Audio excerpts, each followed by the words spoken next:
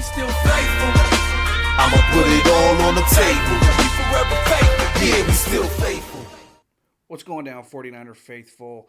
Thank you for tuning in to Keeping the Faith. I'm JD, and I just wanted to come on and take a few minutes to give you all my thoughts on the Kyle Juszczyk situation because it's an interesting one. I'll put it that way. There's three different categories that you have to look at when you are evaluating the cost benefit of bringing back Kyle Juszczyk onto the 49ers. We all know that Kyle Juszczyk recently re-signed with the 49ers for 2 years, $8 million, with $7 million total guaranteed after previously being cut a few days prior. But there's three different categories we have to look at here when we are weighing the pros and cons of the 49ers bringing back Kyle Juszczyk. And those benefits are financially, on the field, and in the locker room. So I'm going to give you my reasons why I absolutely do not like this deal for the 49ers at all in each category. So let's start with financially, shall we? So the 49ers originally cut Kyle Juszczyk from their roster earlier in the week, and the theory that's being floated out there,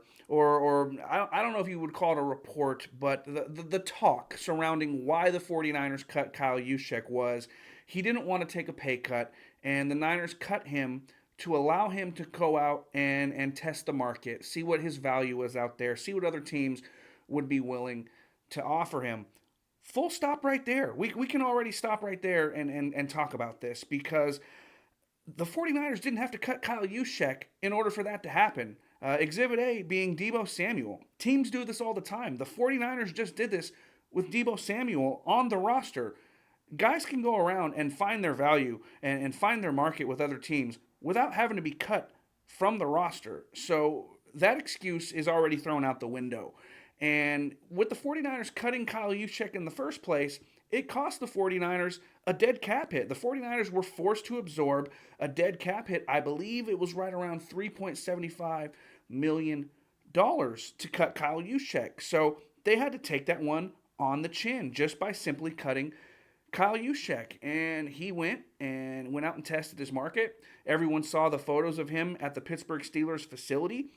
Other rumors had him potentially tied to the Las Vegas Raiders, and just a few days later, as it turned out, Kyle Juszczyk returns to the 49ers and signs a brand new deal for the aforementioned 2 years, $8 million with $7 million guaranteed. So just looking at it there, the 49ers literally double charged themselves for a fullback.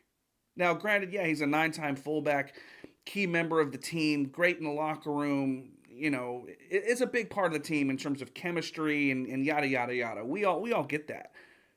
But at the end of the day, the bottom line is the 49ers double charged themselves for Kyle Juszczyk for a fullback in 2025. Because if they didn't cut him and simply just restructured his deal or extended him while he was still under contract, they could have had the same results. Now, granted, the small benefit from this is that the 49ers originally were going to be paying Kyle Juszczyk $4.6 million in 2025. Now, under the new deal, they are saving $600,000 cash of Jed York's money. And, you know, with the offseason that the 49ers are having, we all know that saving Jed York $600,000 is priority number one right now, right? But the 49ers, again, think about this, faithful. They double charged themselves for a fullback when they didn't have to cut him in the first place. They could have simply extended him while he was still on the roster. He could have found his value without being cut. So that right there, financially, was malpractice at the very least, if not just downright idiotic, stupid. I'm mind blown. My mind is boggled. I'm flabbergasted. Whatever term you want to use. I can't believe the 49ers made that mistake. And if your excuse is, oh, the dead cap hit's negligible, it's not a big deal, they have plenty of cap space anyway, it doesn't, you can't use that excuse. It's still a gross oversight on the part of Parag Marathe and the 49ers front office to double bill yourselves for a fullback. of all players. Any player alone, double billing yourselves is moronic, but to do it for a fullback, come on. Uh, I find it very frustrating as a 49ers fan to see some of the ways the 49ers are approaching this offseason, and this move is right up there at the top. Now, if we want to talk about the Kyle Juszczyk impact on the field, bringing him back, what does it mean? How does it benefit this team? How does it not benefit this team? Et cetera, et cetera. Well, let's go back to 2024 and look at what Kyle Juszczyk did on the field. He played 537 snaps with the 49ers offense a season ago, which is just under 50%. It's somewhere around the realm of, 49.7% of the 49ers' total offensive snaps on the year. So right off the jump there, Kyle Juszczyk's only on the field half the time. And in that half the time that Kyle Juszczyk is on the field, only 200 of those snaps came with Kyle Juszczyk in the backfield. So Kyle Juszczyk, the fullback, only played 200 snaps there out of half the time that he's on the field for the 49ers' total offensive snaps for the season. I hope you're following me there. That's 37% of the total snaps that Juszczyk played himself were Kyle Juszczyk in the backfield as a fullback. Now, out of those 537 snaps that Kyle Juszczyk played, 191 of those came as an inline tight end. Now, we all know that the 49ers recently signed former Jacksonville Jaguars tight end Luke Farrell to a very lucrative deal, no pun intended. 3 years, $20.25 million with $11 million guaranteed. So just follow the money there. Luke Farrell is going to be the priority inline blocker for the 49ers moving forward. At least that's what the money tells you. And if it's not, it's another huge gross oversight and just total negligence from the 49ers if you're not going to use Luke Farrell for the money that you paid him for, quite frankly, because we all know that's what they brought him in here to do, is be Kyle Shanahan's tight end too and main blocker, allowing George Kittle to go out and run routes, etc. But Kyle Juszczyk had 191 snaps in 2024 as an inline tight end, and you have to figure that the gross majority, if not a very large chunk of those, are going to be going to Luke Farrell moving forward. Kyle Juszczyk will not be relied upon as that inline tight end like he has been the last couple of years so much, because the 49ers have been desperately trying to replace Charlie Warner since he left the team. So Kyle Juszczyk's value goes down there because he's not going to be used as an inline blocker quite as much. So if you look at the numbers, the 49ers had just over 1,000 offensive snaps on the season, nearly 1,100, but let's just use round numbers to make it simple for the argument, for the context of the video here. The 49ers had, let's say they had 1,000 offensive snaps for the year. I think it was like 1,079, but let's just say they had 1,000. And Kyle Juszczyk, who will no longer be used as an inline tight end most of the time, as he had been, or a large chunk of in 2024, he played 200 snaps in the backfield as a fullback.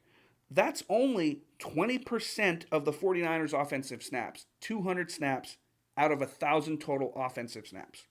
So you bring back Kyle Juszczyk at 2 years, $8 million with $7 million guaranteed, and in theory, you're only going to be playing him potentially 20% of the total offensive snaps on the year, depending on how much you play Luke Farrell. Now, I know you like Kyle Juszczyk as a potential receiver.